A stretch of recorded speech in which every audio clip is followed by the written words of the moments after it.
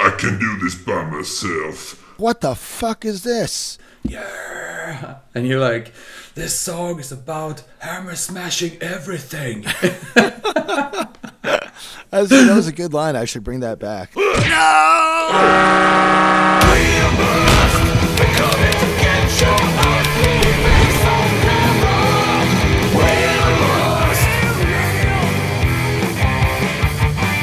I hope that's going to be the intro now forever, because that is great. Is this your rehearsal room, or is this your apartment? No. My apartment is much more grown up than this. As much as my wife likes Maiden, I don't think she'd be like cool with just putting a whole wall of Maiden posters. This is the control room at our studio. Basically, there's like this room, and the next one is our screen printing shop where we print our shirts. And then there's the live room where we record and rehearse. Oh, shit. Yeah, so it's all like DIY. It's super DIY. Oh, that's fucking awesome. Lewis from T-Thing told me he went to see you guys. Yeah. He just emailed me, actually. I'm going to do some guest vocals for them. I need to write them back today, actually. I'm really excited to hear the new stuff. So yeah, same here. It's like their latest album was fucking killer. I really enjoy Teething, and he's a really great guy, Lewis. Yeah, he came through here on vacation. I think he was just driving up the coast because we're sort of halfway between San Francisco and Los Angeles. So it's kind of an out of the way spot because the faster road goes more, it's less coastal, but it's more direct. So if you take the slower road, it's much nicer scenery, and then we're sort of in a little town like halfway between. And him and his chick were on vacation, stopped by to say hi. It was cool. And you live in California, right? Yeah. Awesome. And you and I know that you're born and raised in California. Yeah, I'm from like the San Francisco, Oakland, San Jose area, but I've lived here now for like 10 years. It's much more laid back. It's still pretty expensive because it's like coastal or whatever, but it's not as bad as San Francisco. It's just like a chill, like small town kind of vibe. There's a university here, and there's a lot of farms, and we got a beach, and we have a lot of wineries and shit. So it's pretty cool. Are you a wine drinker, or do you prefer beer? I'm a beer drinker by nature, but I've definitely grown in the last sort of 5 years to drink a lot more wine and enjoy it a lot more. Still, though, if I'm just think like, I just want to have some drinks tonight, it's just beer. Yeah. I'm not that classy. I'm a simple man, you know. The rest of the guys in Exhumed or any other bands that you're in, are they also living close to you? No, Mike, our drummer, he lived here for years, and he recently moved. He moved last year, actually, right after we recorded the last album. He moved to Ohio. Ross is still in the Bay Area. He lives in Oakland, which is about maybe 3.5, 4 hour drive from here. And then Sebastian, our he's been with us for like 3 years now. Yeah. Our new-ish guitar player. He's from Baltimore, and he still lives out there. He is the new guy. Yeah, the new guy. Yeah, that was a real surprise. I saw you guys when you played Obscene Extreme. Of course, not this summer, but the last summer. And perfect fit. Yeah, for sure. He's a really talented guy, and I fucking love his band Noisome. Same. Yeah. I mean, it was... that was the only concern with bringing him into Exhumed, was that I didn't want to cramp Noisome style, and I just wanted to make sure that he would have enough time to sort of dedicate to what we were doing. And so far, we've been able to plan it pretty well, and it's worked out really well. So, and ironically, after he joined Exhumed, his brother Harley, who drums for Noisome, he moved to Los Angeles. So now we're both in these like long distance situations. Like Ben and Sebastian live in Baltimore, and then Harley comes out and gets ready to record and rehearse. And I'm out here, and whenever we're going to do something, everyone sort of gathers here, and we do whatever it is we're doing. you spend a lot of time on music. It's not only Exhumed, it's Gruesome, it's Pounder still playing.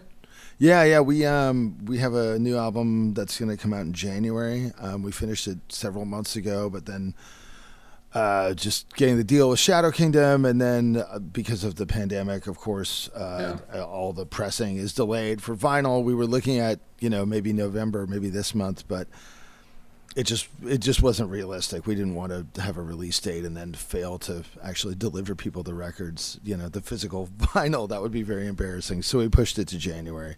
But yeah, that record's been done since I don't even know, March, April. It seems like forever ago. Yeah. And in your mind, it's already released and you're already getting bored of the songs, right? Yeah, it's like, I think, it's funny because even when the first album came out with Pounder, we had half of this new one written already. And now that this new one's out, I think we have almost the whole next one written. So we're very well stocked up on material. Yeah, we are in the same situation in Birthflesh. Right. And you have listened to this stuff so many times, you are fucking getting bored of it already. Yeah. And it's also weird because there's less manufacturing nowadays and more vinyl sales, which takes longer. So the time span between when you record an album and turn it into the label and when it comes out keeps getting longer and longer. It used to be back when we were doing gore metal and slaughter cult and stuff, it was only 3 months. You're like, oh, cool. So we finished recording in August. The album's out in November. Boom. And now it just seems to go on interminably. And, by the time you're sitting around talking to people doing interviews for it, you're like, I don't even remember, man. That was 6 months ago. I have no clue what we were doing then. It's all, that's old shit. We've already moved on. So. Yeah. Do you have more bands than the three that we mentioned? Well, I'm working on a new demo with a band that I did years ago called Scarecrow, and the lineup for that was myself and Bud, who used to play in Exhumed, and Will and Damien from Death Angel, and it was sort of I guess I'd call it major label thrash, very Metallica, Merciful Fate-ish, Motorhead, that kind of stuff. And, Will, got a lot of publicity for being on that tour and getting coronavirus extremely badly. And he was in a coma for 10 days on a ventilator. Yeah, that's Gus, right?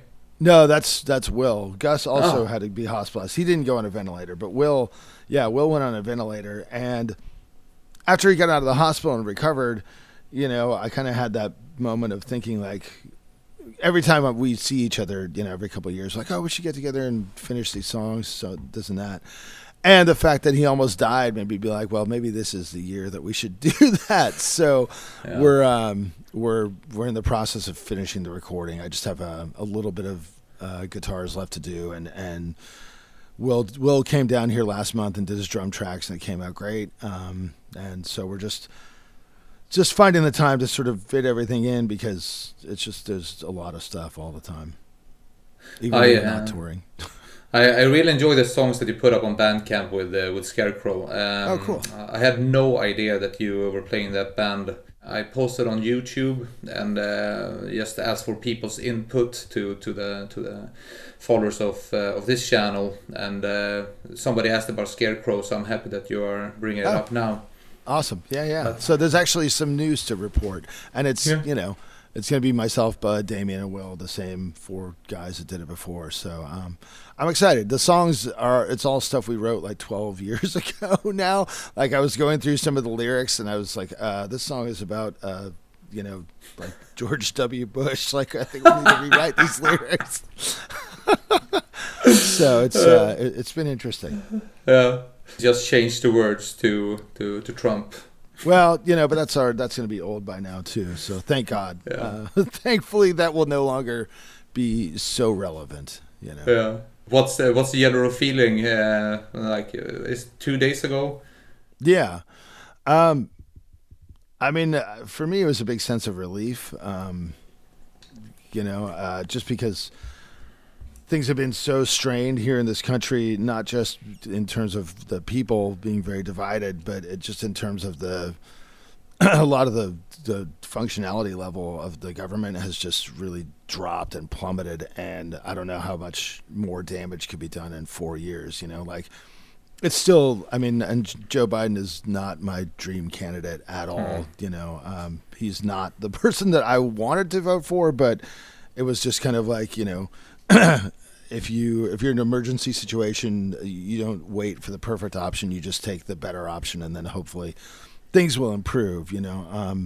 So everybody that I know, or I should say almost everybody that I know, was really stoked. It was a big sense of relief. But if we want a functioning state and we want people to have like a normal ability to just live their lives with dignity and without fear, like, sort of moving towards more like a European style of society, like they have at least in, maybe like Germany or something.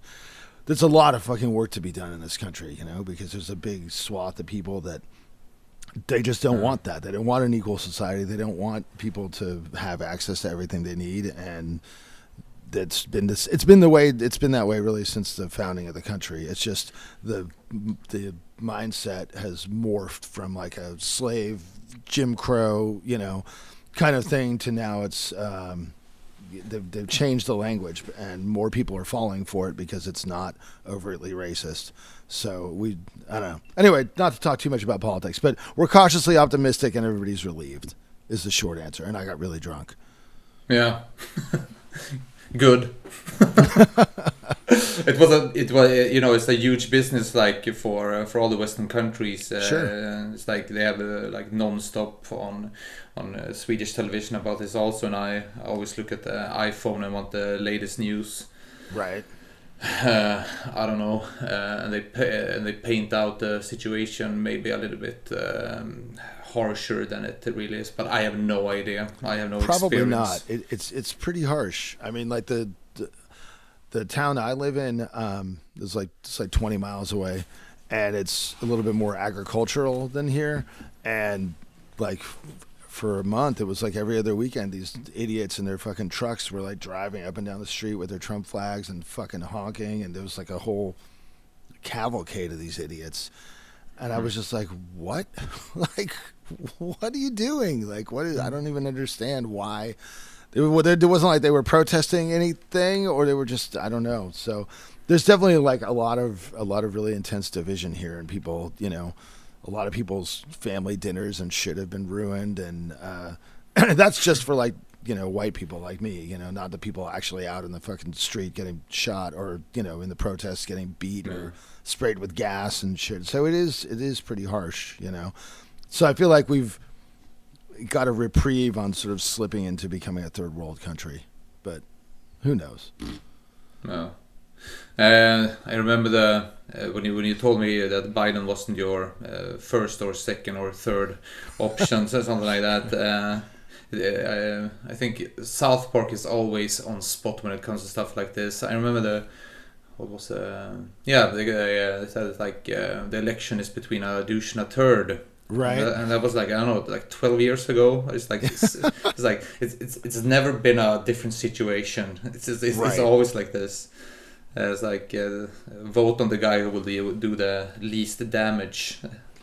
Yeah, I mean, I always think of it like, if your dream person is like a steak dinner, then normally it's like a choice between like a gas station hot dog and a gas station hamburger. But this year it's a choice between like a gas station hot dog and like a bag of dog shit that somebody left out in the rain. And it's like, well, I can choke down a gas station hot dog. I can take this. It sucks, but it's fine. It's livable.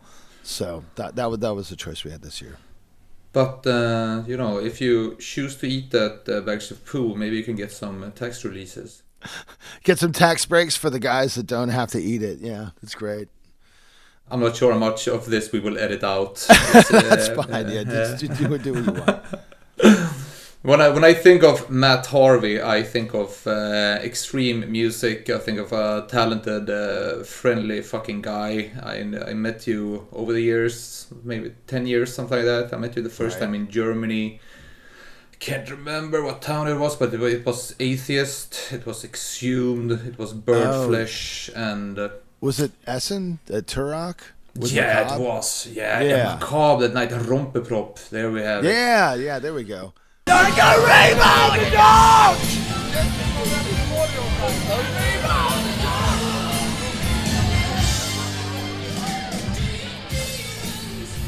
Hey, kid, I heard you need an anal check. Come here, kid. I gotta check your prostate. I heard you guys need a doctor in here. You guys need is an anal exam going on here? I guess not. I was gonna examine her, but you come on, man. I got rubber gloves on, just like you. Hey, Ellis. You're having a great night? Huh? You're having a great night? Yeah, really. Not really. I'm going to bed. Sleep tight. How about you? Are you having a good night? Definitely. What a fucking night. And that was a great lineup. Kidding me? And when you guys come out on stage, and I was like, what is this band? And Andreas, drummer of Burfish, was like, you don't know Exhumed? I was like, no, I never heard Exhumed. I'm late on the ball. But you were coming out, and what was the line? You guys have heard Cannibal Corpse, Hammer Smash Face, yeah, and you're like, this song is about hammer smashing everything. That was a good line. I should bring that back. That's like my Paul Bailoff like homage type stuff. I think I've been a fan since that day. Nice. Well, I'm glad we converted you. That's good. Yeah, and we met at Obscene and I don't know, Maryland Death Fest, probably something like that. Oh yeah, that's all those fests. That's like where everybody sees everybody. You know, that's like the worst thing about this whole, lockdown is like, especially living here in kind of a remote small town. It's like I haven't seen anybody except like my wife and my dad. And that's the great thing about playing these fests and going on tours, getting to see everybody all the time, and you have all these friends everywhere, and you actually get to like hang out with them and stuff. Missing out on that is like, it's almost more damaging than like the financial impact and stuff of not going on tour. It's like, fuck, it's kind of depressing, man. Yeah.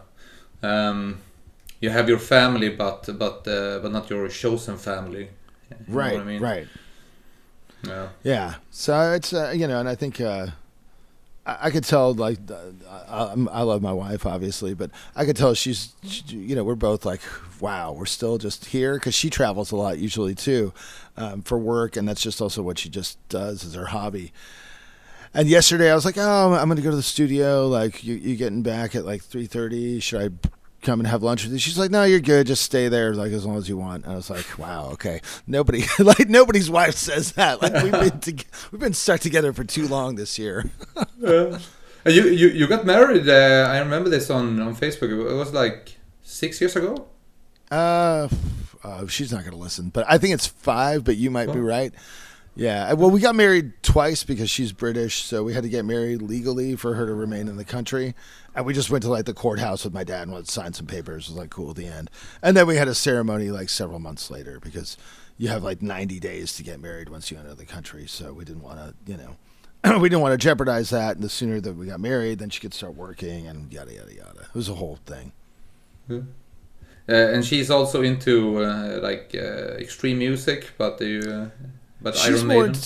She's more into like traditional metal, but the thing that I like about her death metal taste is it's more similar to my death metal taste, like Master, Repulsion, Cause of Death, Altars of Madness, stuff like that. So I think that's easier than if I was with somebody that was into like guttural Secrete or whatever, like slam bands, because that's not really my thing. I mean, it's cool, but it's not what I like get super juiced about, Yeah.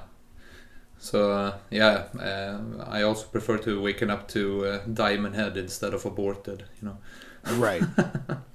There's a time and place for everything, but like more like rock based music you can kind of just jam throughout the day, even Exhumed, it's like I don't expect anybody to sit and listen to like our whole discography front to back. Like, that sounds exhausting, one Exhumed song that I can honestly say that I listen to maybe not every day, but like every second day. It's always on all the playlists that I have, even if it's a party or if it's a gym.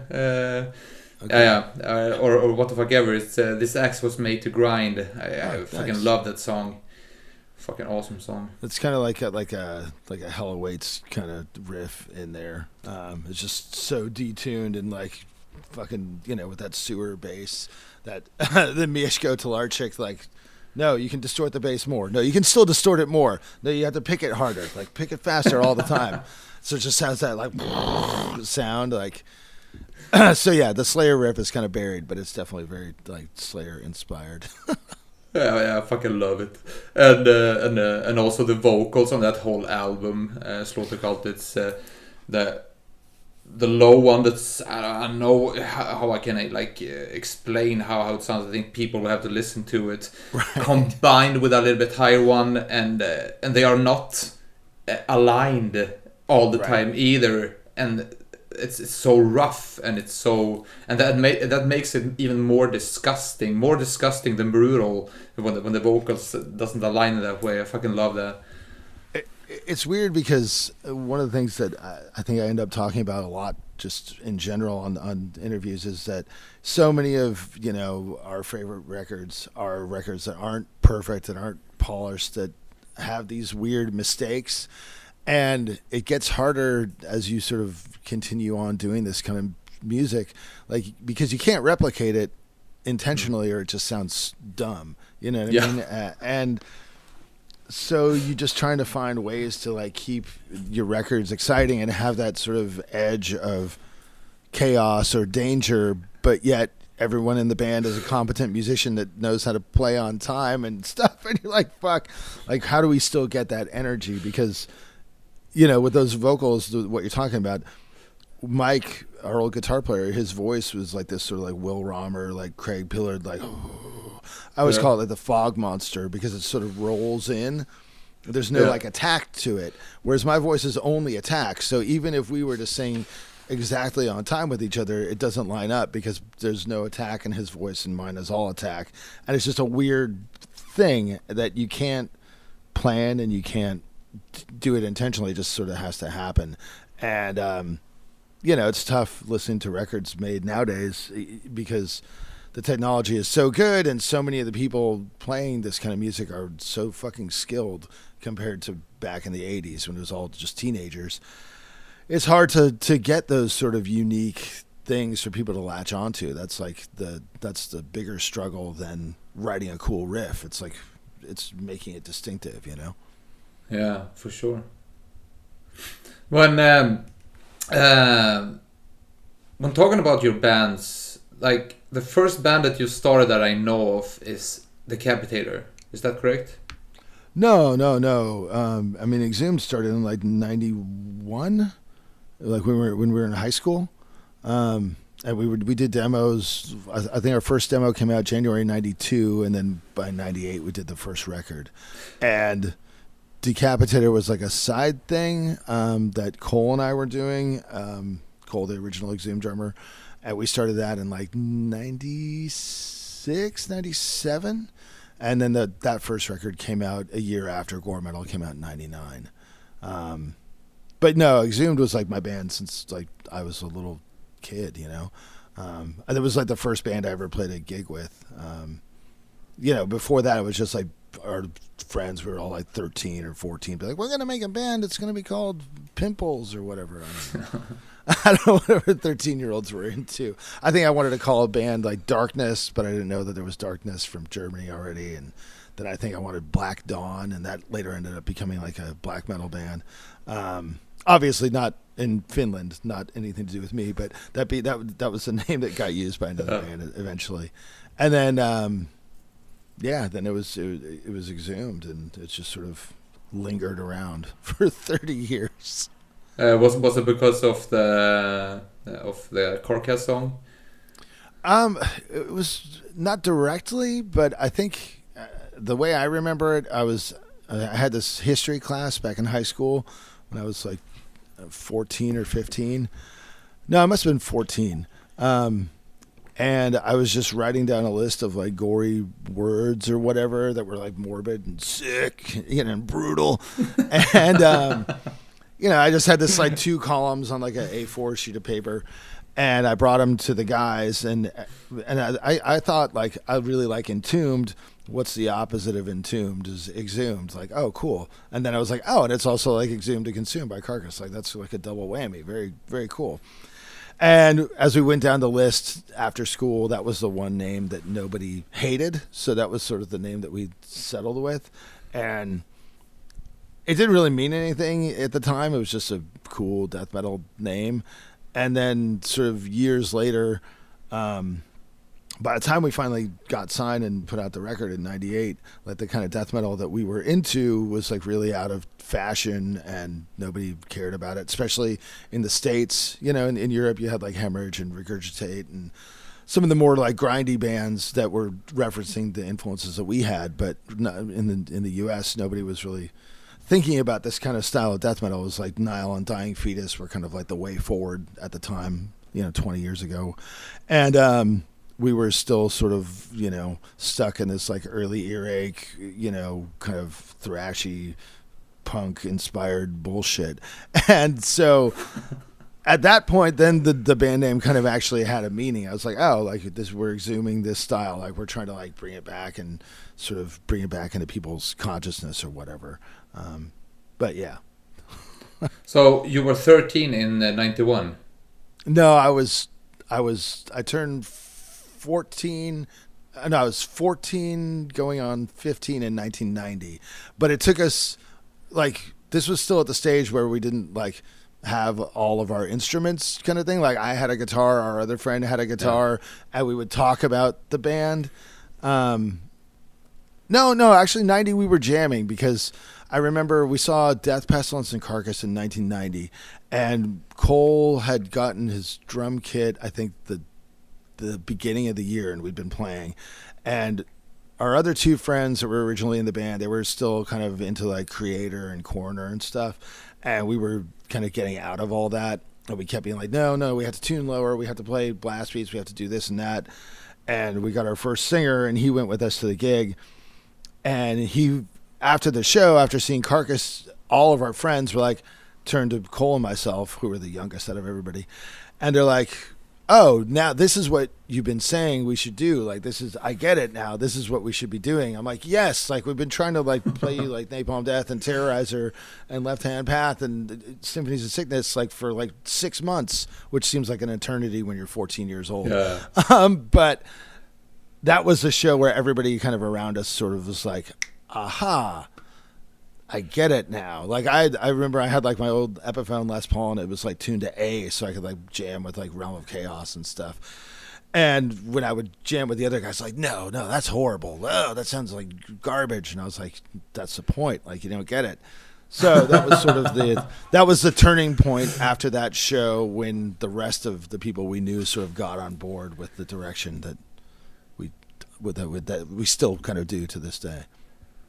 Awesome. What bands got you into to extreme music? And I mean the first one, as far as like really extreme was Napalm Death for me. I remember hearing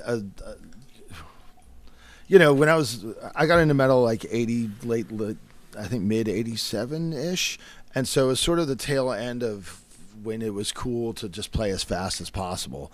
And that was sort of the mindset that I had. I'm like, well, who's faster? Like, Slayer's faster than Metallica. Okay, well, cool. Well, Creator's faster than Slayer. And then Cryptic Slaughter's faster than them, so on. And we'd heard of this band called Napalm Death.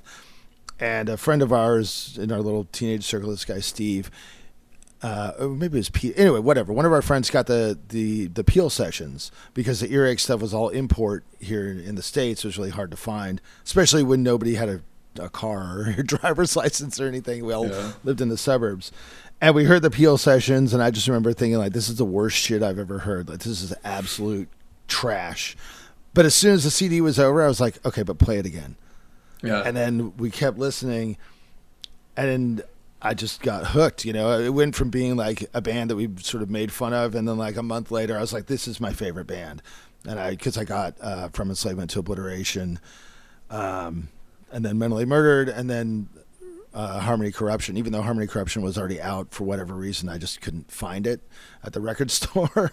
And I was just like, this is it. And from Napalm, everything else sort of, the way I saw it, everything branched off from there. Like, oh, Jesse Pintado, he's got Terrorizer. Oh, Bill Steer, he's got Carcass. Oh, Justin Broderick, he's got Godflesh, you know? And that was sort of the whole eye-opening thing. And especially back then, like, I didn't really draw distinctions between, like, death metal and like, punk. To me, it was like Extreme Noise Terror was grindcore, Terrorizer was grindcore, like, whatever.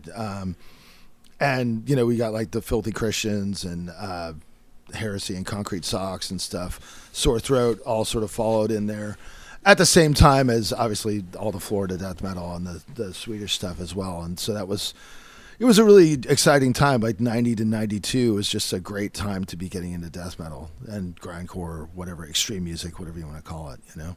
And it fucking blew up also. I mean, you had MTV even showing like Morbid Angel like in '92, right? So it became a big deal. Yeah. It was really interesting too, because we had a really weird perspective growing up in the San Francisco Bay Area. To me, like, the underground was like Exodus or Testament, and they were playing like, you know, big shows. Like, they're playing like for like 1,800 people was just a normal show, not like a tour, package tour, new album. It was like Exodus is playing. There's fucking well over 1,500 people here. And so to me, when I would see like Death and Devastation in March of 1990, and it was only like 400 people there, I was like, whoa, this is like super underground, dude. And it's like, you know, I didn't really realize sort of the scale of things, you know. And even sort of when the genre was at its peak, it still felt really underground, coming from, you know, an area where like Metallica, Testament, Exodus, Violence, those are your local bands, so to speak. So it felt really more underground, I guess, than it was, and but it was really exciting, you know, as a kid. It's still, I mean, obviously the music still is exciting to me now, but it was just a neat thing to sort of watch unfold in real time, you know. Is Napalm Death one of your go-to bands still? It's like oh yeah, for sure. I mean, you know, like, riff-wise, I mean, there's still like my go-to band. There's more, I think, you know, there's more like Napalm Death inspired riffs in Exhumed than probably anything else, you know. I just love that sort of, my favorite though is Mentally Murdered, because it's like they're about to become a death metal band, but they're not quite a death metal band yet. Whereas Harmony Corruption, it's like, okay, now we're a death metal band that has some grind riffs, and it's also been really cool just being a fan of the band for 30 plus years or whatever at this point, and just seeing the various directions that they take and the chances that they take. I think that's pretty inspiring, you know? Yeah, for sure. I asked Barney about this. Like, what is the most common misconception about you and your band when you talk to fans? That Napalm Death is a death metal band. yeah. Much more than that. Yeah. Well, it's funny too, because you know, obviously I know a lot of people that are just death metal people, and every time they see Napalm Death, they complain. I mean, sometimes I've seen them Napalm Death like 60 times. Sometimes I complain too, but they complain about different things, and they're like, "Well, what is this?" I'm like, "Oh, you don't get it. Like, it's not just Harmony Corruption. They have like fucking 15, 16 other albums." And they started off influenced by Killing Joke and Swans, and they're still influenced by Killing Joke and Swans, and it's not my fault that you've never heard either of those bands. Like, come on, we're in our 40s now. You should have heard this by now. Yeah. Should have opened your mind a little bit, but, you know, metal people, that's what they're like. I think I'm actually one of those that has to back catalog a lot, actually. I think... I mean, there's no shame. Like, nobody should know everything, but it's just about being curious. You know what I mean? Yeah. That I think that's what frustrates me with people in the metal scene, is that they're not really like curious. Yeah. So there are many people that are stuck with the Metallica, Blind Guardian, and Maiden. Right. And they never go to visit underground shows. Right. Yeah. Or they'll like a band and they just won't really like. I mean, to me, I guess I've always been sort of like a deep dive kind of person, and if I like a band, I want to understand why, like how, like what was the process of going from, you know, buying a guitar to recording Kill 'Em All or recording From Enslavement to Obliteration, like what happened. And especially with Napalm, because I'd never heard anything like that before and I didn't have a frame of reference for it. And I was very fortunate that, you know, in the early 90s, they were prolific interviewees and they constantly talked about their favorite bands. You know, that's where I got into, you know, not just Swan's Killing Joke, but Repulsion, Siege, Pentagram, Master, like so many bands that became some of my favorite bands came from Napalm. And that was like, so not just the members of other bands, but their influences sort of all became like, you know, really important to me. And so, yeah, for me, Napalm is like the ultimate extreme band, whatever you want to call it. Yeah, fucking great band. I listened to their new album. It's on Spotify. As one does nowadays. Yeah, but it was actually fucking nice because between every song there was a segment of Barney explaining the song and telling like stories about it. And it was one song and then telling the story about it for 5 minutes. I don't know if it's his idea or what it was. I can't remember where I found it, but it was really, really interesting to like break down an album like that. It made it so much more enjoyable to listen to it with that thought in mind. You know? Wow. Okay. Yeah. I haven't listened to the whole album, which is sort of embarrassing as I'm just lavishing praise on this band. But I've listened to the singles and I liked both of them a lot. Yeah. And Barney and Shane in particular are like just music encyclopedias. You know, one of the great things about touring with them is just like getting to sort of hopefully lightly punish those guys and just be like, oh, so this, so that, so that, and you know, those guys know more about music than just about anybody as far as like just underground music. And it's not just metal, it's not just punk, it's industrial, it's post-punk, it's noise, it's Napalm has so many different things. You know, we have metal, we have punk, but we also have other things that maybe some people will go, hey, you know, like we're really influenced by stuff like Jesus and Mary Chain, Joy Division, Swans,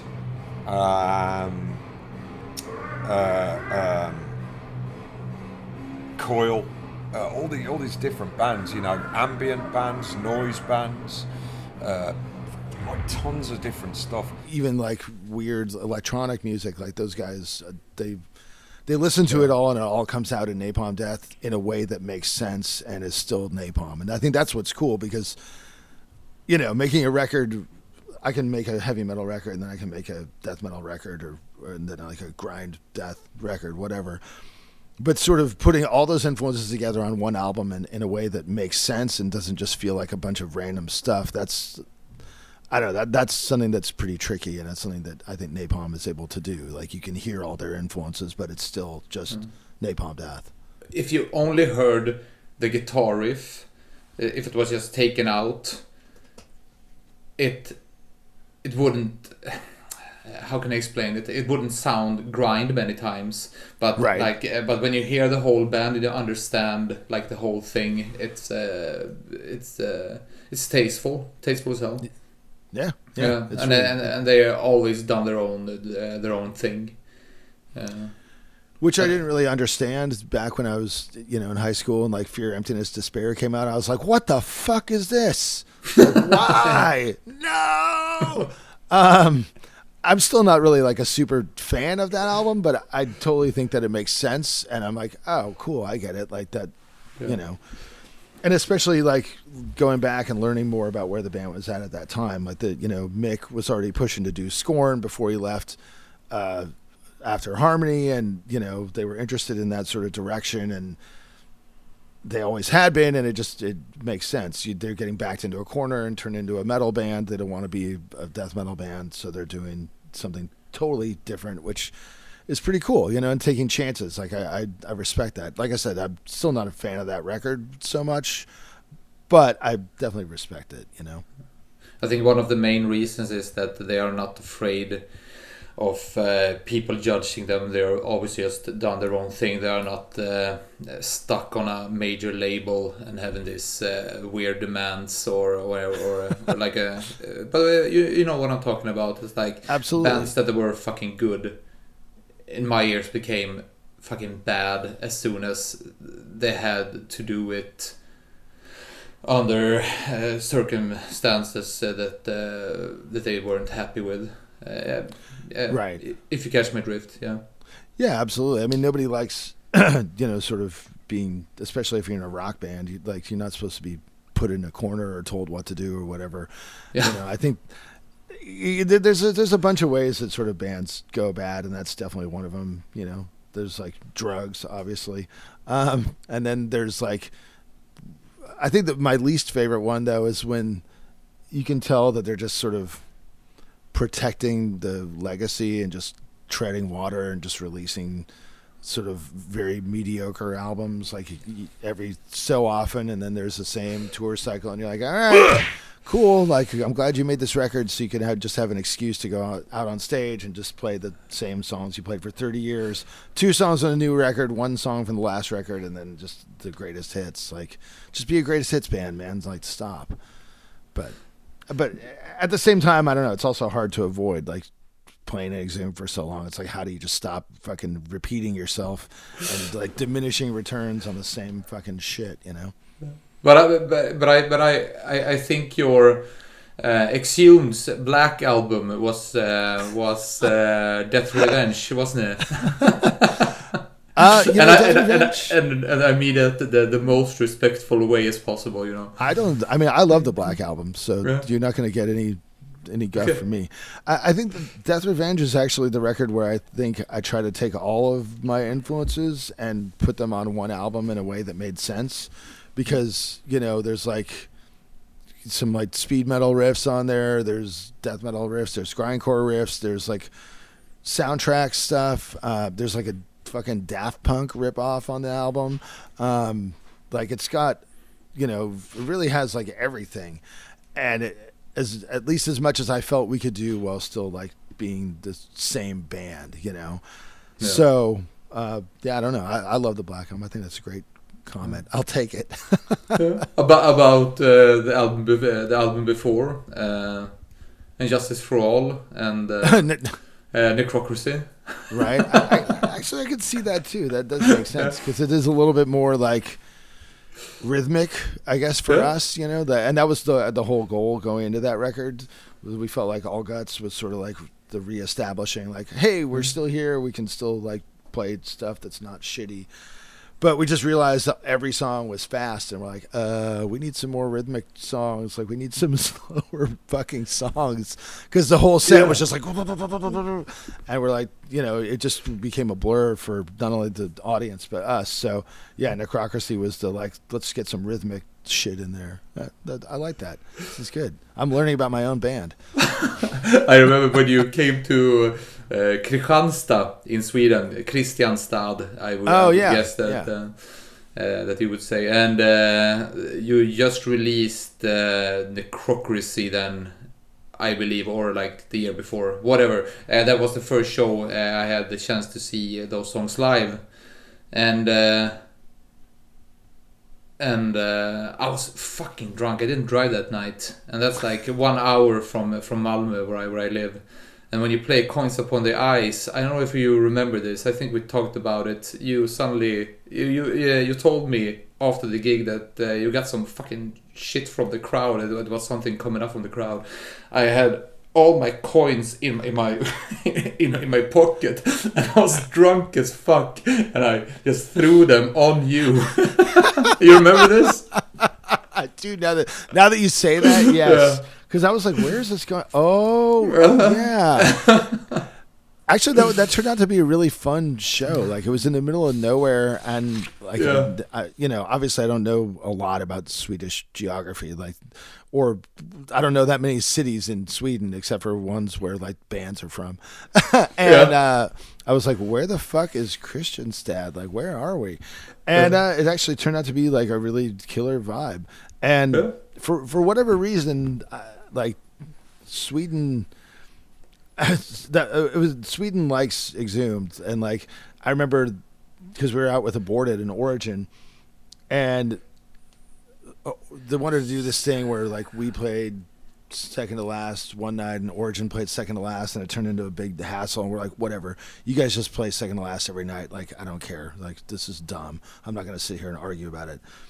And that show for sure, I was like, wow, we got the biggest shout out of every band playing that day, like definitely. And I was like, oh, Sweden, like we should just play more shows in Sweden, like this is where we do good, you know. Yeah. And you were supposed to come back. We have booked you for Malmö Massacre this year, right? Well, 2021. Yes, Necrot and Exhumed. Damn, I was so much looking forward to it. I was so stoked. Damn, so man. were we. I mean, you know, the thing is, like my wife hasn't been able to go home to visit her family in Britain since this has all started. And so she's constantly checking the thing, you know, just for updates on the virus and everything. And as soon as I woke up this morning, she's like, hey, there's like a promising vaccine. It's got like 90% effective rate. Like this, you know, this could be a thing. So, you know, I don't want to get ahead of myself, but I'm cautiously optimistic that we may be able to actually play the fucking gigs we have scheduled for next summer. Like we canceled. Let's see, we canceled the Gruesome European tour, the Exhumed Japan, Australia, New Zealand, Korea, Singapore tour, the Gruesome Exhumed US tour, and the Exhumed European Festival tour with Necrot. So right now the European dates are the only ones that have been rescheduled. So, you know, I'm like I said, we're just waiting and hoping, and obviously we don't want people to fucking risk their life just to come to a death metal show. Like I don't want people to get sick. Death metal show.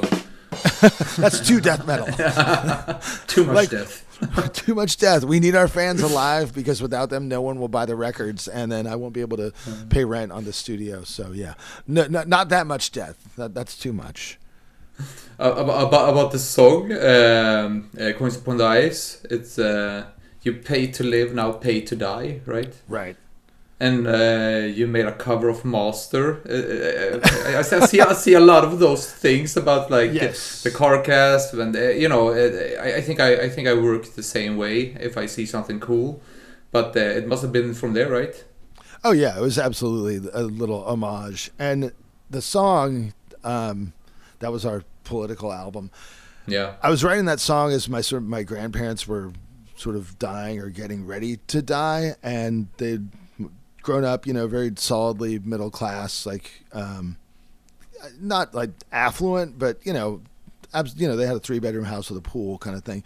And as they were getting older and dying, I just saw them just losing all their fucking money just to like stay alive, just to pay their medical bills and stuff. Not like I'm sitting around waiting to inherit a house or whatever, but I was just like, oh, so it's like you borrowed money to buy some stuff, and then as you're dying, you don't have any money, so you're just losing all your stuff. And that was kind of what Coins Upon the Eyes was about. And that's a pretty... there's a dog back there. Oh, yeah. I've seen that guy on Facebook.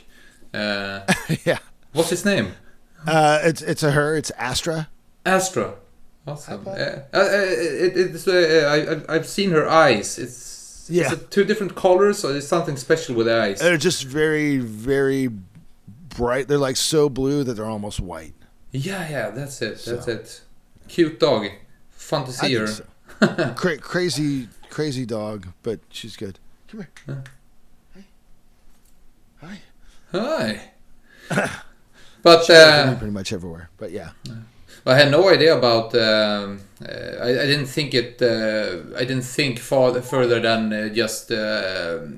Master. You know, but maybe it was about like North Korea, something like that, right? No, it's just about the sort of, you know, the the predatory mortgage market in the United States, what it's about, which is, but obviously, you know, it's in a lot of metaphor, and I try to write the songs so that you'd be able to just go, cool, man, fucking master, right on. Like, you know, like, I don't want you to have to think too deeply about it. Like, you know, because, I mean, we are still a metal band. Like, we're not drop dead. And my arm is just twitching because I'm paying the dog for people watching this later. I'm not masturbating, I promise. But yeah, I just didn't want it to be like a drop dead record where it's like so serious, you know, where, oh yes, Bubby, I ignored you. Yeah, I just didn't want it to be so serious and not entertaining. You know, I wanted to still be entertaining while having some seriousness to it. Yeah. When you are paying a lot of tribute to a lot of bands, you know, we talked about Master. I know you have made Metallica. I think it's been a big part of your life growing up as a kid in the Bay Area, of course. And even like The Cure. Yeah. And one of the listeners that will definitely listen to this is called Nathan Miller. He asked, whose idea was it to record the Madonna Material Girl? I think, you know, I think she might need some water or something. But hold that thought. Yeah, do that. I'm very happy to talk about Madonna in just 30 seconds. Yeah, that's enough barking. Come on. 1, 2, 3, 4. When me and my sister were kids, our mom tattooed our names on our arm. But when we became adults, we all changed our names. Go.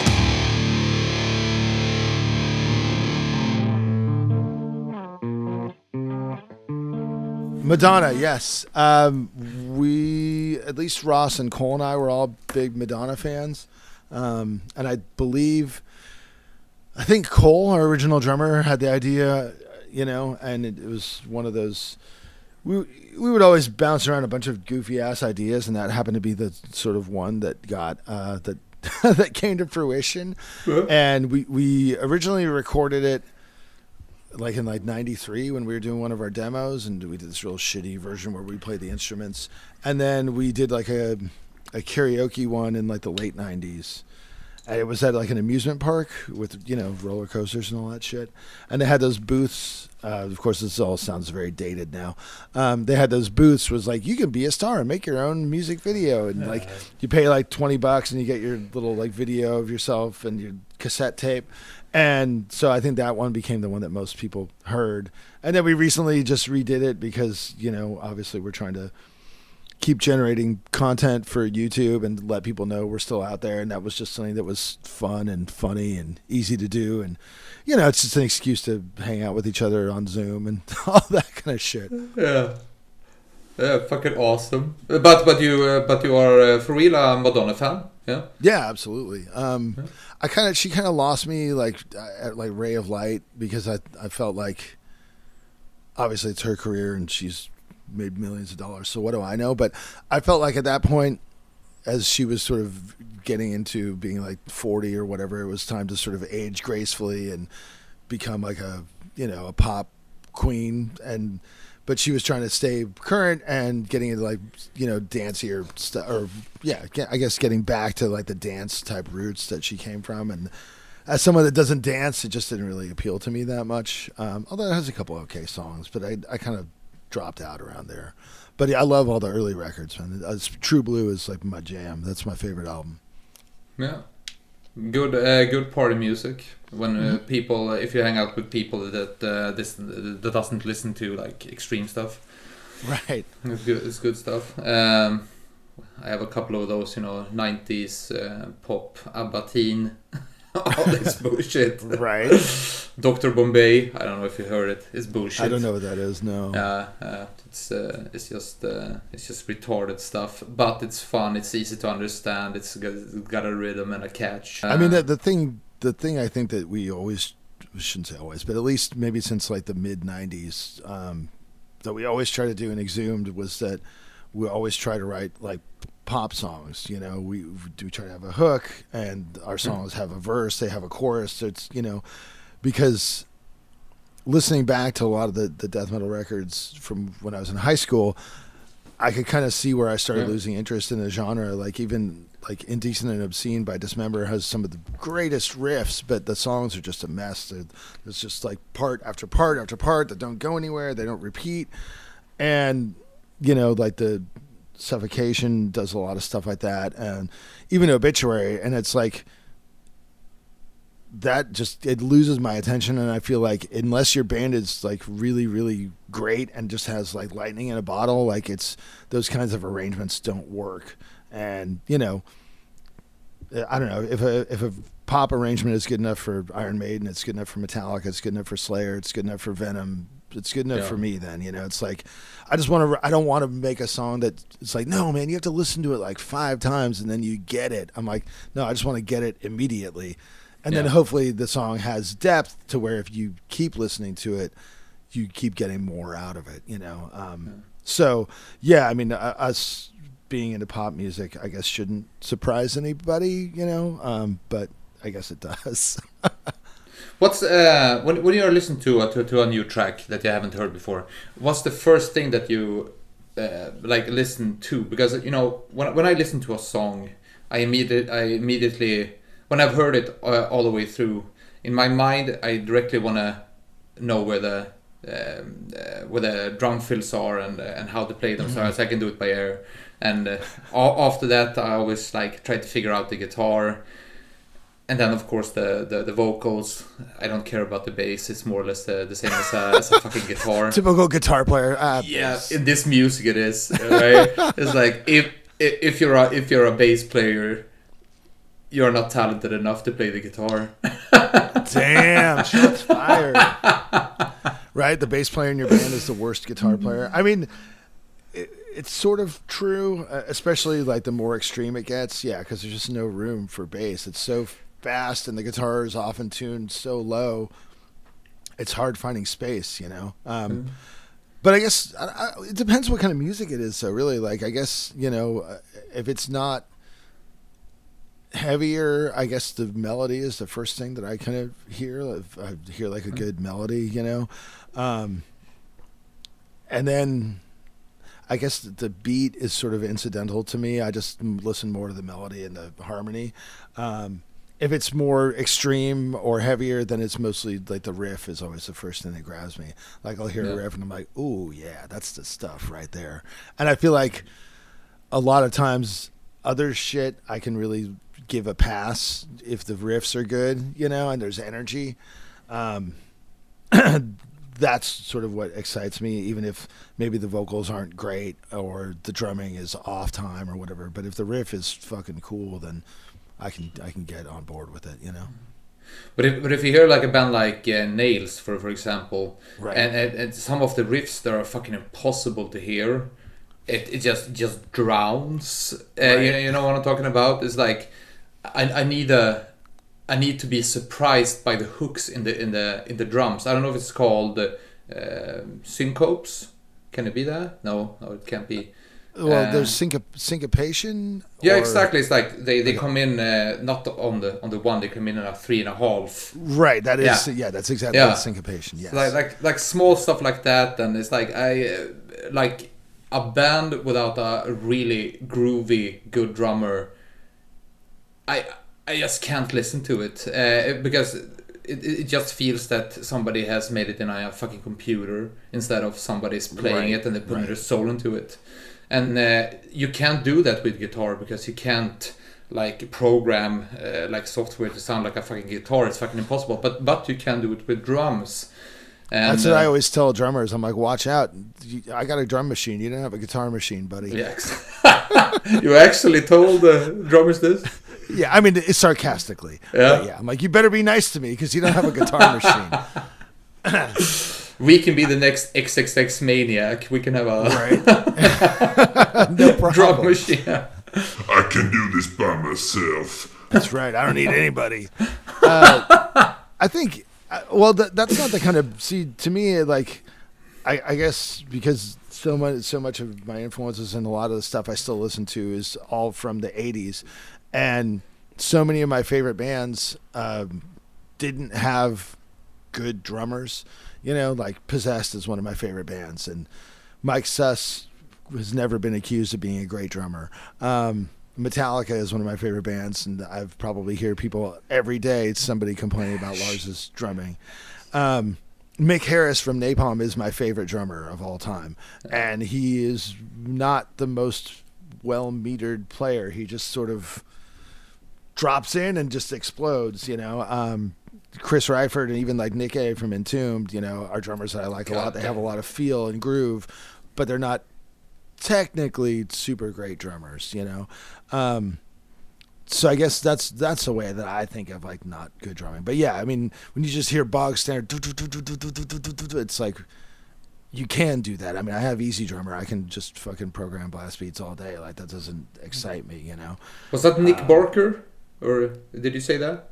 Oh no, I have Easy Drummer. Okay. I thought you said like Nick Barker. No, Nick Barker's a killer drummer and a really nice guy. Yeah. I'm not gonna come on here and shit on Nick. No, he's he's a fucking awesome drummer. He's an awesome drummer. I remember when I was I'm 35. You have to be 41.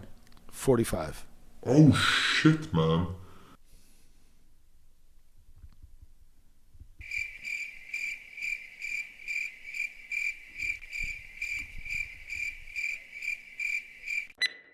I guess we are the same mental age. We are all stuck in 16, so right. Comics, horror movies, action, extreme music.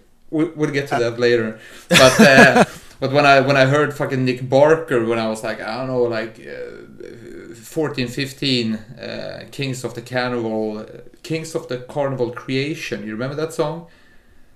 By who? I'm not sure. Dimmu Borgir. Yes, I never listened to Dimmu Borgir. Like, of course. I feel like Nick Barker's the best drummer that's rarely been in bands I like, but he's always killed it everywhere he's gone. Like he personally plays great. I never really listened to Dimmu Borgir. I saw that guy with the top hat, and I was like, no. looking like a retard. That's one of those words that you can say in English, but you can say it in Swedish. Right. You can say that. It's fine. We've tried to phase that one out. Yeah.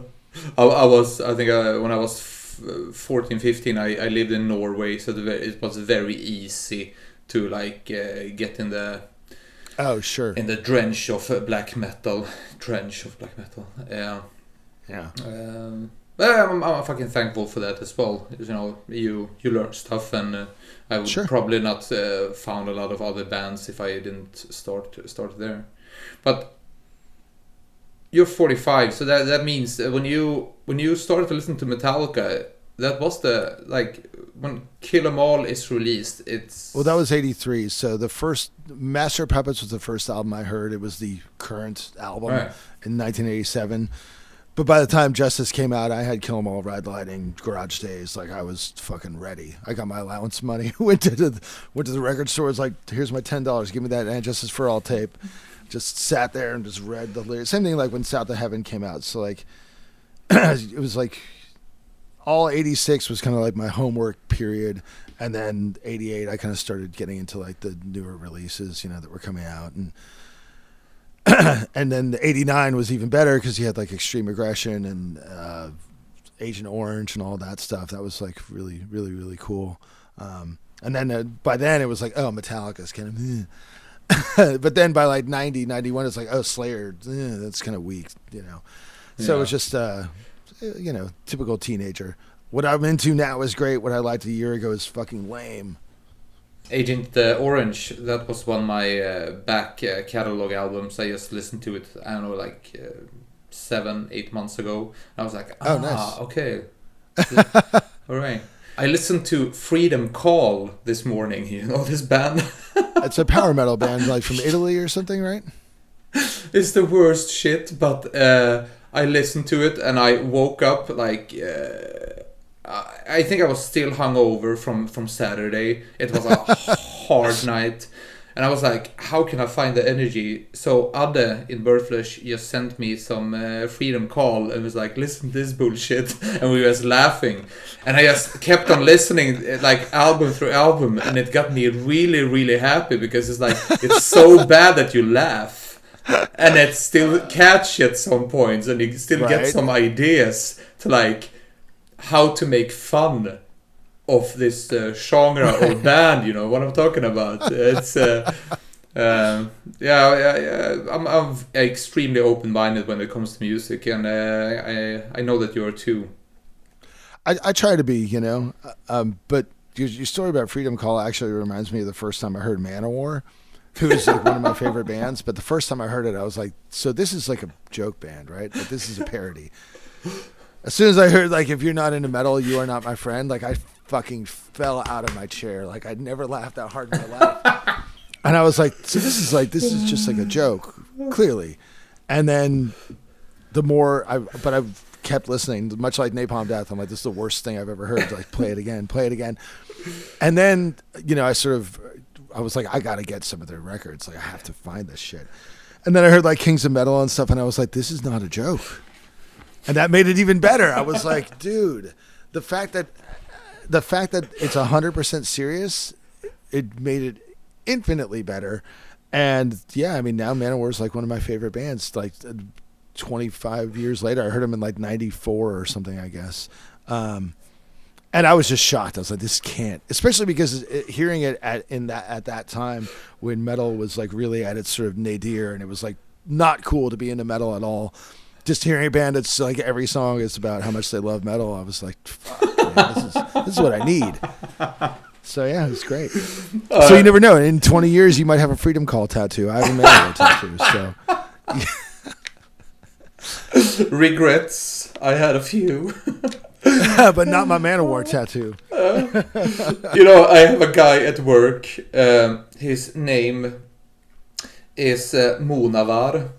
It's just switch to O and A, so it becomes Manowar. And I had to ask him, it's like, do you know this band? No, I never heard it. And he's like 30, and I was like, you missed out on a lot, because if I was you, I would fucking create my own fucking cover band and just tore the shit out of Germany. Absolutely. And now I also know what I'm naming my son when and if I have one, so that's perfect. How do you pronounce it? It's like Manowar. I actually don't know how to pronounce it. But Manowar, yeah. Manowar. Yeah, I think it's like somewhere like Middle Eastern, something like that. Maybe Arabic, something like that. Right, you guys have a pretty big Arabic population, it seems like, in Malmo. 50% in Malmö, something like that. And we are a town of 400,000 people. Yeah. Nice. Yeah. It's cool. It's just like, it's nice coming from California when you go to Europe. I mean, obviously I'm white, but you just like, oh, more white people. All right, great. And like, oh, wow, this is like pretty refreshing. And you're like, I bet I can get some spicy food here finally, because most European food is so bland. And all I eat in California is Mexican food all the time. So. Oh, that makes your stomach turn into anal misery. I'm used to it. It's just normal. It's good. Exhumed, you released 9 albums now, 9 full lengths. If we're not counting the splits, right? Well, I count 7. It depends how you count them, because I don't count the cover album, and I don't count Platters of Splatter, the compilation. Okay. But so I mean, you're not wrong, but it just depends. Yeah, it's a lot. Whatever it is, it's a fucking lot. And back to regrets. Do you have any?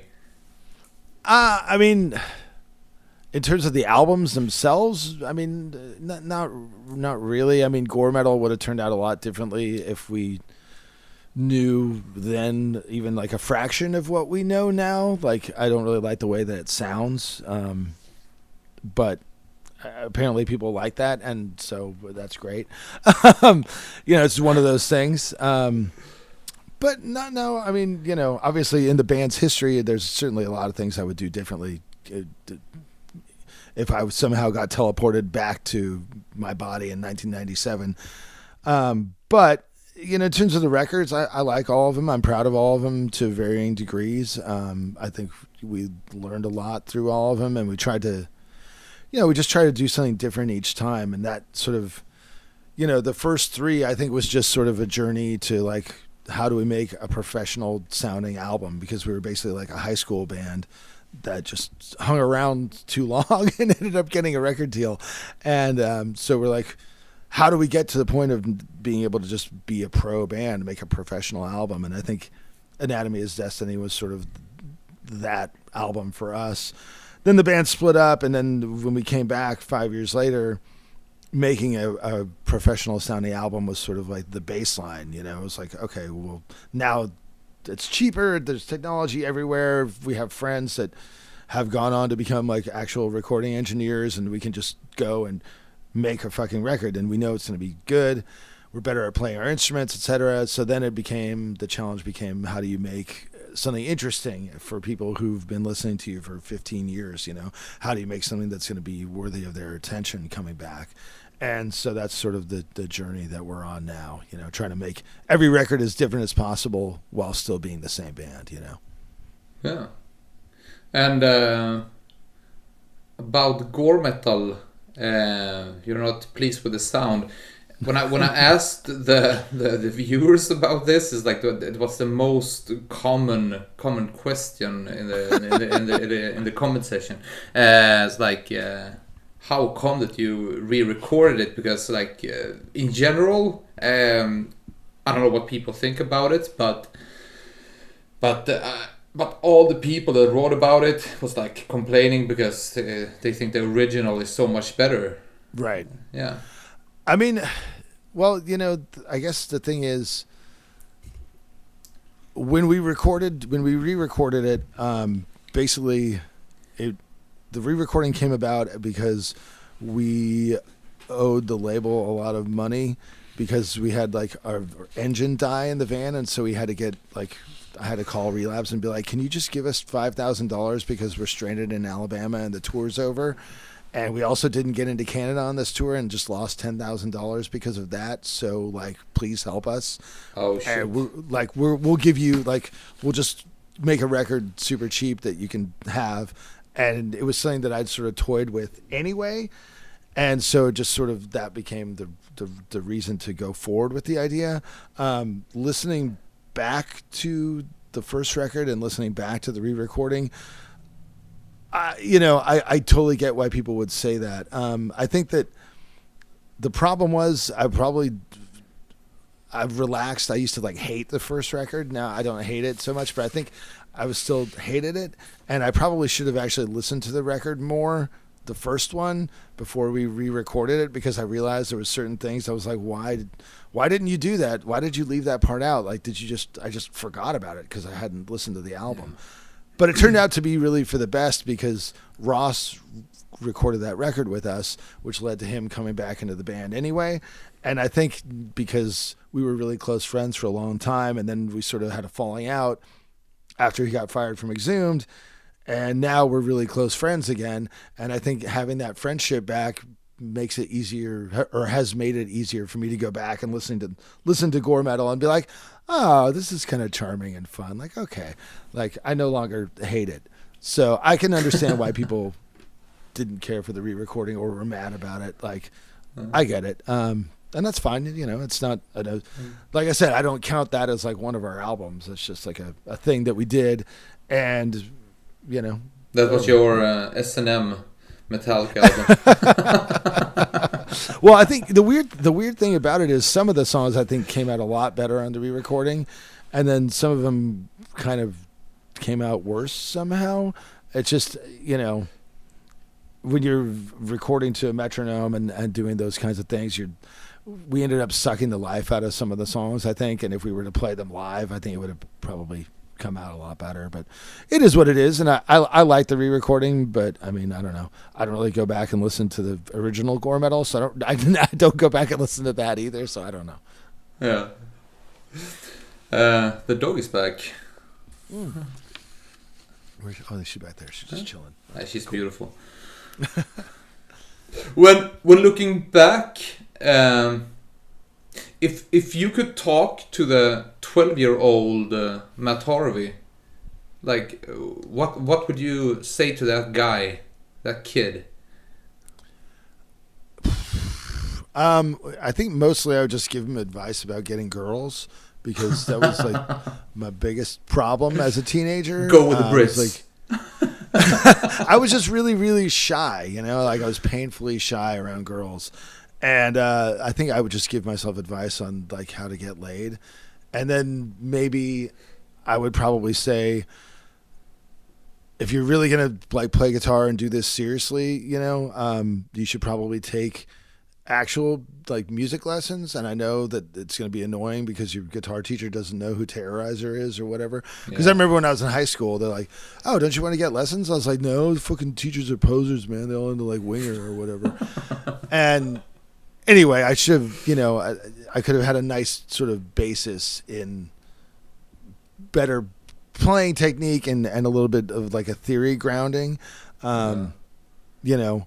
And I think my parents didn't take the whole music thing seriously. They're just like, whatever, he's going to, you know, go to college and get a normal job and it won't matter. But, you know, if they had said, "Hey, look, if you really want to take this seriously, you should be, you know, you should be taking lessons, you should be doing this and that, and you should be learning about not just expanding your record collection, but learning about how gear works and how like production works. And you need to take an interest in that sooner than later." Because I always thought it was like, I'm just a guitar player. Like somebody else tells you how to like produce it. Somebody else is going to tell you how to market it or do this and that. And so I never, you know, it was like a really steep learning curve by the time we finally got signed. I was a guy who was, you know, 22, had been playing in a band for 7 years, and I had no fucking idea about anything other than like, this is a cool riff, like these lyrics are good. And like, I was not well equipped to start out in that way. So. It sounds like you are talking about me, but when I'm 35.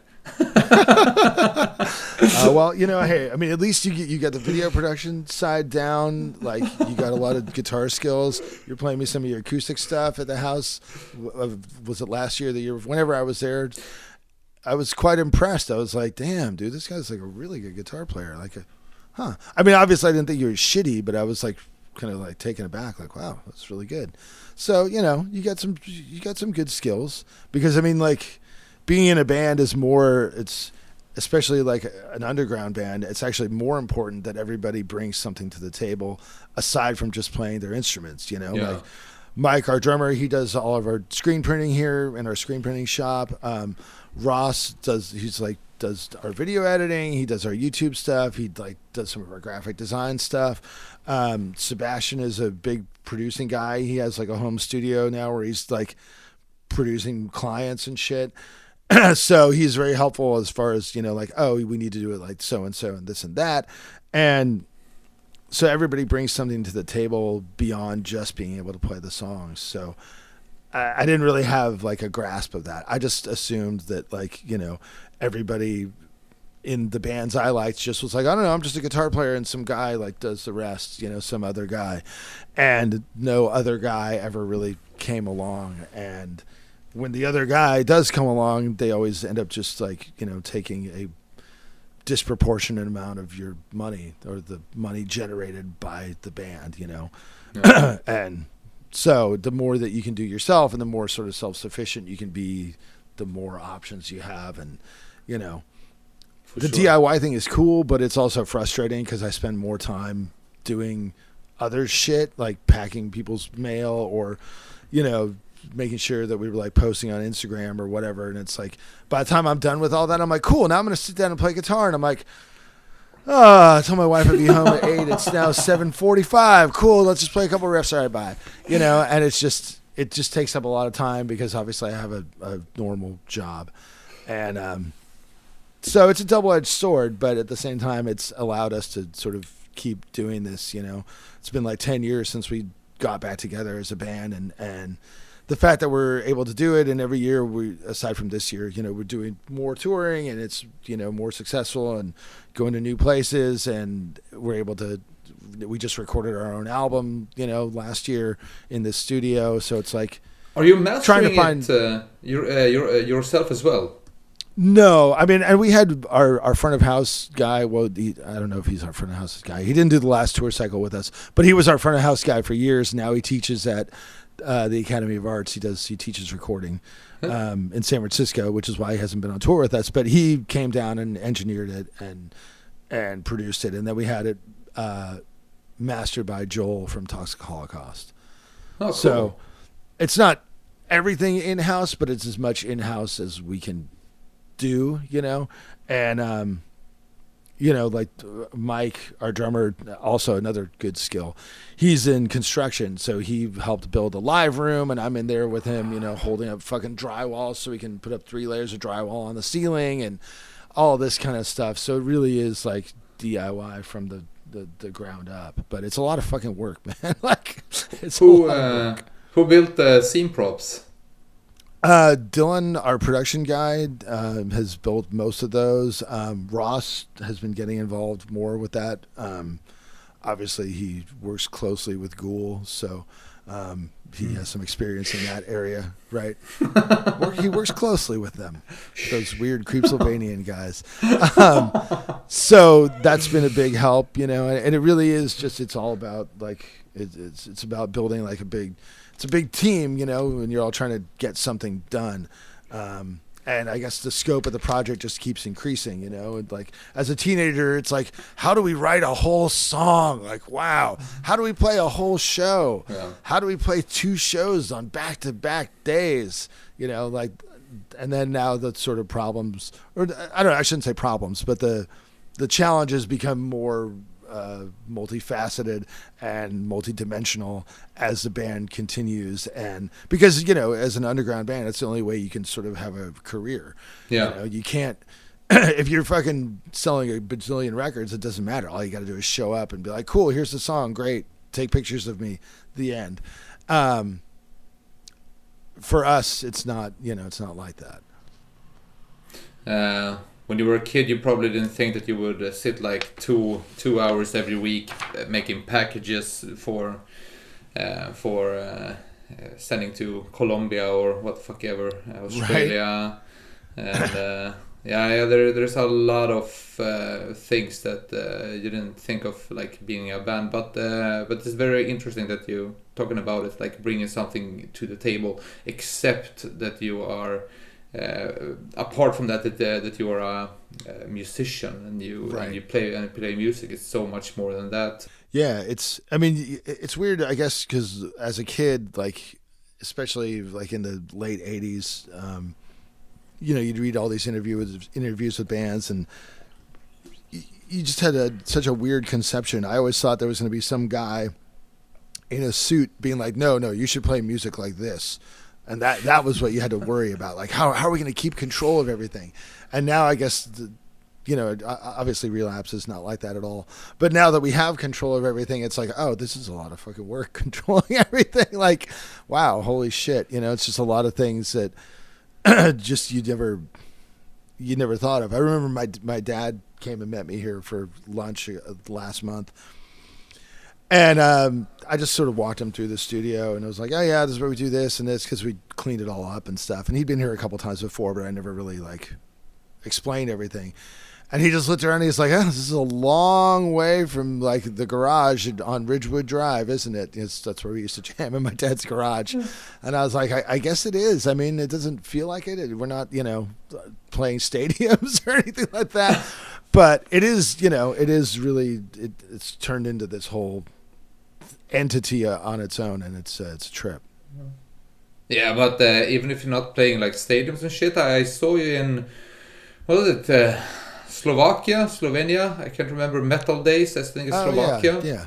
It's one of those things, man, like that's the whole nature of doing this. I'd sort of learned to accept that some days you're fucking, you're playing Hellfest or Wacken, and you just played in front of 6,000 people, and you're eating a steak dinner with unlimited beer, and there's fucking people taking pictures everywhere and shit. And then, you know what? A month later, it's like Wednesday night, and you're in fucking Nebraska, and you're playing for like 70 people in a shitty ass room, and it's cold, and you got to drive 10 hours the next day, and that's just the job, you know. And it's like you can't.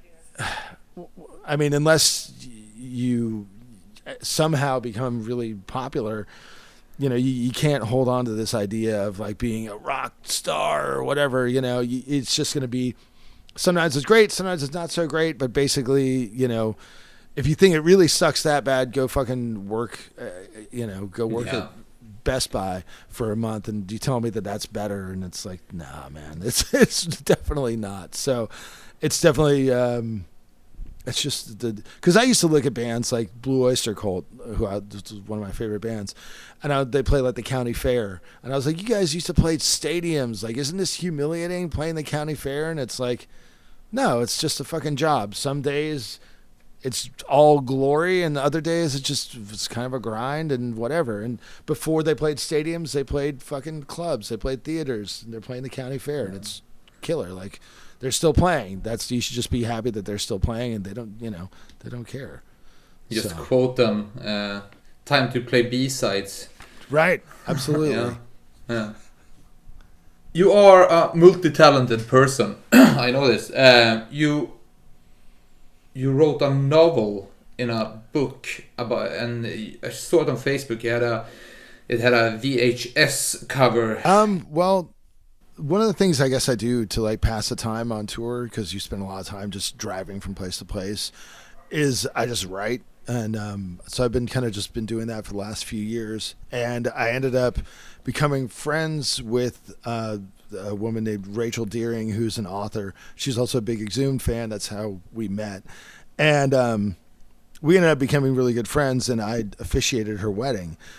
And she's read some of my stuff before and given me some pointers and stuff, which has been very helpful. And at her wedding, one of her friends runs Grindhouse Press that published the book, and she just introduces me like, oh, hey, Carrie, this is Harv. Harv's a writer. You should publish one of his stories. And Carrie was like, yeah, sure. And I was like, well, I'm not really a writer. Like, I'm a guitar player, but I'll send you something, I guess.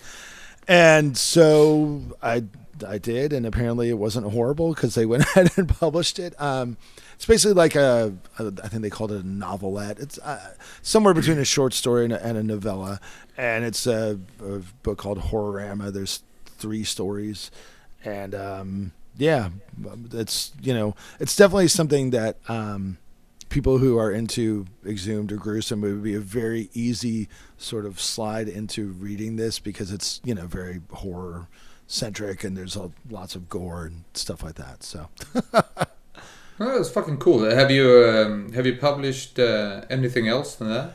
I did a short comic book script with a friend of mine, Kelly Williams, a couple of years ago, and now that Horrorama has been released, I'm hoping to start doing some more stuff, and I just haven't had time to turn my attention to it, because we were doing the Scarecrow demo, and then we just did a bunch of Exhumed stuff. We filmed some stuff for a benefit show for a friend of mine who got a liver transplant, and then we filmed a bunch more stuff that we're going to be doing something with very soon. And then my wife and I just bought a condo, so we're going to be moving in a month.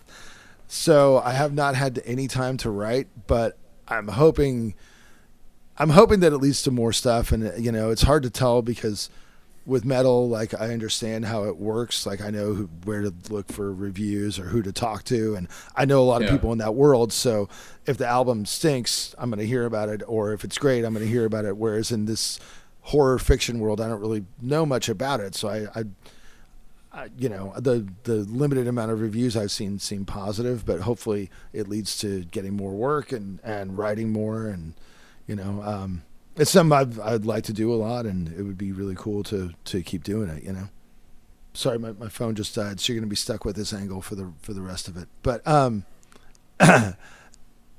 yeah, I mean, you get to a certain point, especially underground touring. Being 45, it's not like I'm sickly or weak or anything. I'm basically fine. But you can also see that eventually it's just not going to be as tenable. Not that I'm thinking about hanging it up anytime soon, but at the same time, I can't see being 60 and like sleeping in the van overnight, driving from, you know, Kansas to Denver in the fucking middle of winter. Like I just don't see that happening, you know? Yeah. We have become very, very comfortable in Birdfish as well. We don't do like tours like that. Right. We drive sometimes, of course, but I don't know. It isn't 10 years ago when I used to play in a band called the Arson Project. I think I sent you some shirts. Yeah, that shit's killer. We used to like be out for like 5, 6, 7 weeks in a row. You know, like driving every day, and somebody has to be sober, and of course there has to be the only one who has the driving license, which was one guy. I guess who was sober that tour? Wow, yeah. That's a long tour. Yeah, thank you. Yeah, that was actually my stipulation when we started, when the band started again, and you know, I just said straight up, I was like, okay, so there's 2 things that I'm not doing. Like, I'm not driving after a show ever. Like, I'm not driving the fucking van at night. That's done. That part of my life is over. And I'm not going to do merch for like a whole tour. Like, I can do it here and there. And now, thankfully, you know, 10 years on from when we came back, we have a dedicated driver, we have a merch person, and that sort of stuff.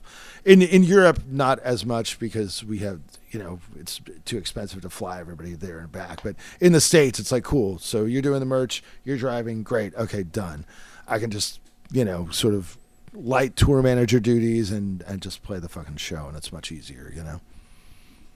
I can really enjoy sitting behind a merch table, just then people have a reason to come and talk with you. Because if I'm just standing in a bar and if somebody shows up and start talking to me, it has to be my will that I go to somebody and like talk to them. I have a fucking hard time. I think I'm a little bit, I don't know, socially awkward and shy that way, you know. Right. But behind the merch table, like selling merchandise, and it's like, yeah, you look awesome in that one, and then we can like have a conversation. I fucking enjoy that. So that's my spot.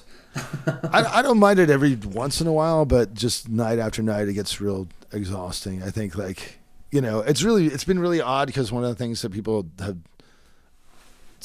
like described it, like, oh yeah, like you're really outgoing, you're like really personable, and I'm like, really? I don't feel like that at all. I feel like it gets exhausting talking to people, and that's why at the merch table I was just like, okay, I've talked to too many people today. Like, I just want to be quiet now. Whereas, like, after you play the show and then you're done, you're in a good mood, you just played, you're all sweaty and limber, and you get some endorphins going, and you're like, cool, now I can go at the bar and I'm, like, ready to talk to anybody and, like, hang out for fun, but not try to sell them stuff, you know. But everyone's different. You know, everybody copes with the realities of touring in different ways.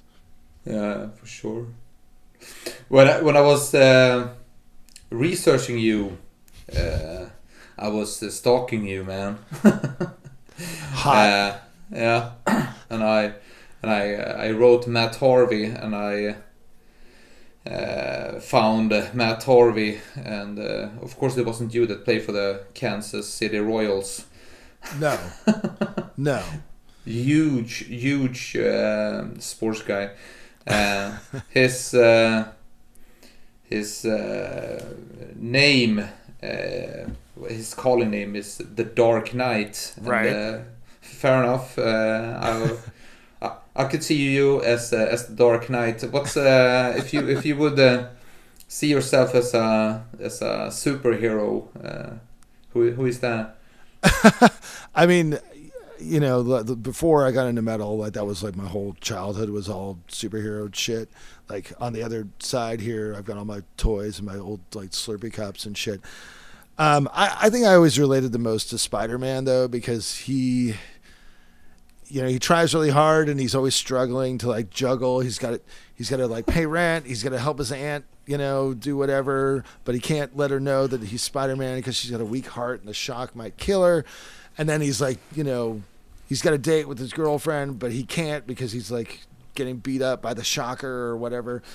And he's trying his best all the time, and he gets the important stuff done. Like, Dr. Octopus doesn't destroy New York or whatever, but something else bad happens because he can't do it, and so there's like a very, I don't know, I guess that's how a lot of life feels like to me. Like, you're doing your best to do all these different things, and sometimes shit falls through the cracks and fucks up, but you're still out there trying, and that's really what counts, so that would be me.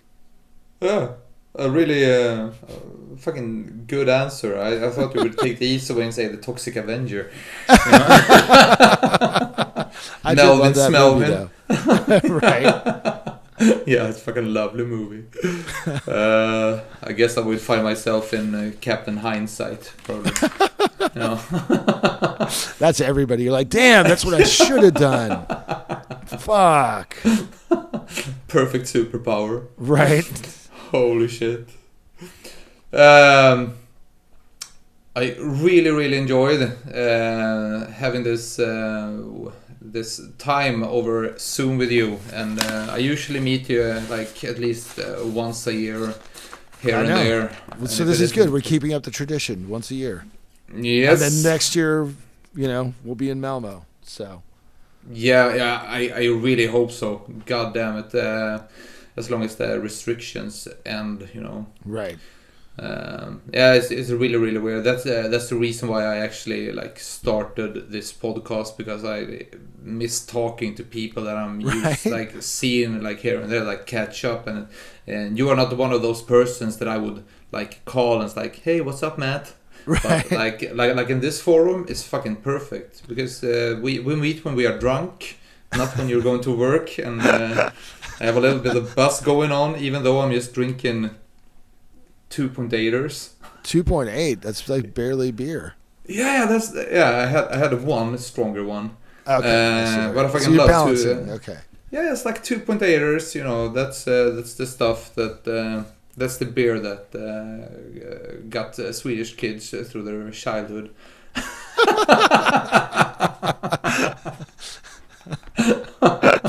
Oh, that's amazing. We used to drink screwdrivers back in high school, because you would, obviously steal your parents' vodka, but you get an orange juice at the cafeteria, and then you just drink a little orange juice, a little vodka, and then so on. And then the balance, then by the end of the day, you're like, oh, whoa, I don't even know what happened in that class, but yeah, good times. I was raised in a doctor family, so I always had this extremely strong alcohol. I think it was 96%. It was to clean the equipment. Okay. But you can't have 12 liters of that at home and have chocolate powder and milk, That's not a coincidence. No. Okay. No. So we had one bottle that we always filled up with water when we took some of it. Right. And like you said, your wife is not going to watch this, and my mother is not going to watch this. Exactly right. We're safe. We're totally safe. Oh, holy shit! Well, but, thank you for having me, man. This is a blast. Yeah, I really enjoyed it, and good luck with all your stuff. And thanks, man. We're gonna end the recording and insert jingle here.